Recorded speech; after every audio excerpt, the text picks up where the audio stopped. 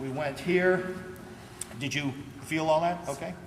All right, then we do here, and we do our sweep. I drop my left knee to the ground, and he goes. I abort that. I slip out, and I go to my side. Now, if the guy has no ground experience, or very little ground experience, or someone taught him really bad, he's going to go this way to try to get away, and you just build it, and he's got 9,000 ways to take his back.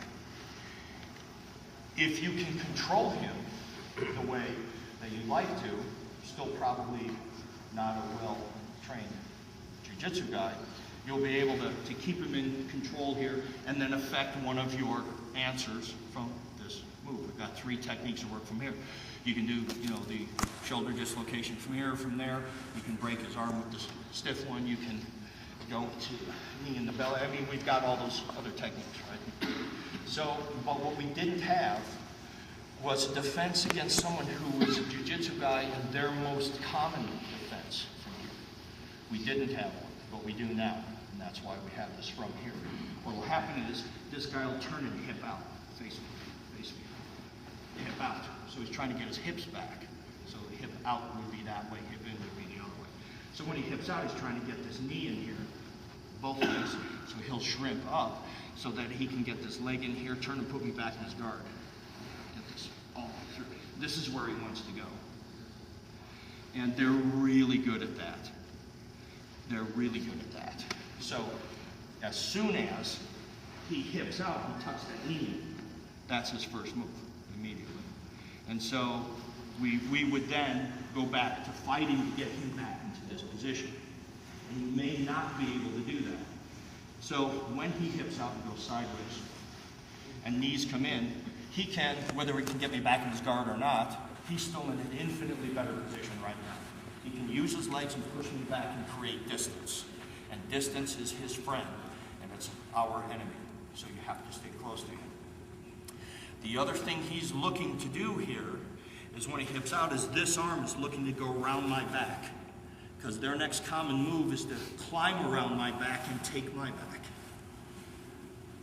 That's their next move. So they've got a lot of variables. And as soon as they hit the ground, they hip out instantly. They just push back like that, and then they start to work from that side position with a lot of different choices. So what we did was create a technique to defend against that particular move, which really rounds out for us a nice complement of a variety of skills that happen from point X. That we now have 3-4 techniques that deal with this.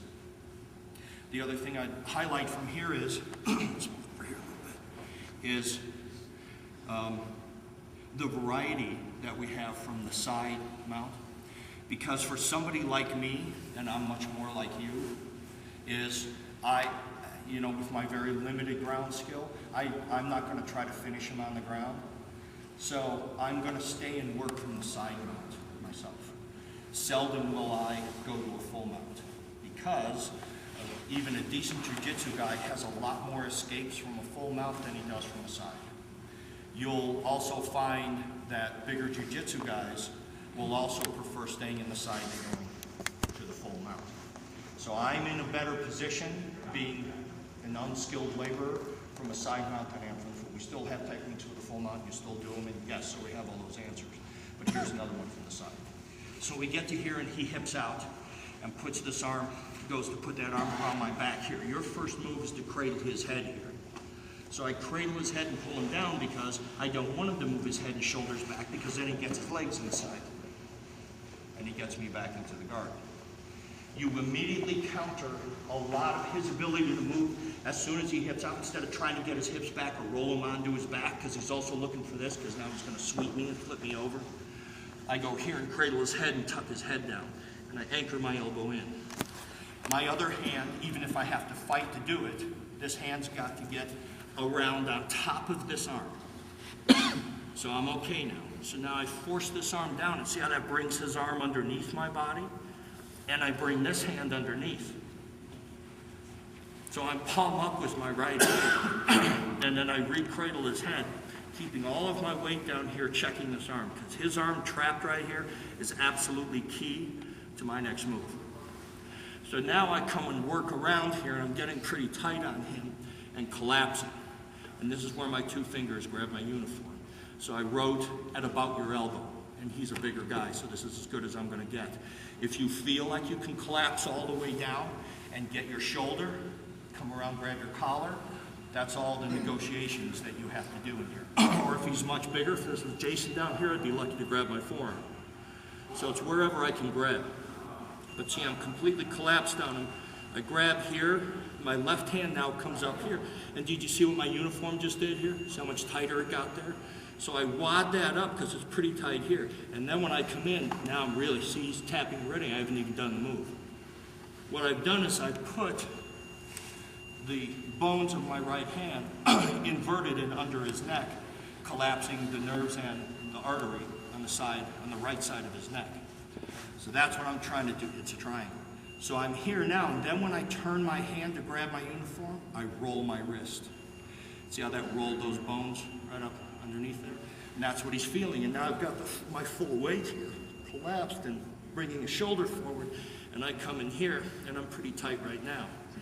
I'll walk up on my uniform. Then when I go here, I'm really tight. Now what I do is, I can't because of my groin pull, but I would loop my right leg over to trap his leg here, and then I hip out and I collapse. And he just tapped. So that's why it's called collapsing vice. This is just my weight relaxing. So all the work is here, getting in here, getting tighter and tighter. I can feel my uniform. I've got it pretty tight. Now I put the vise on. Now it's really tight. I won't throw the leg over. And watch, I just hip to my left. You see how he taps right there? I'm not doing anything more than what I've done for the setup. And that's collapsing vice. Now,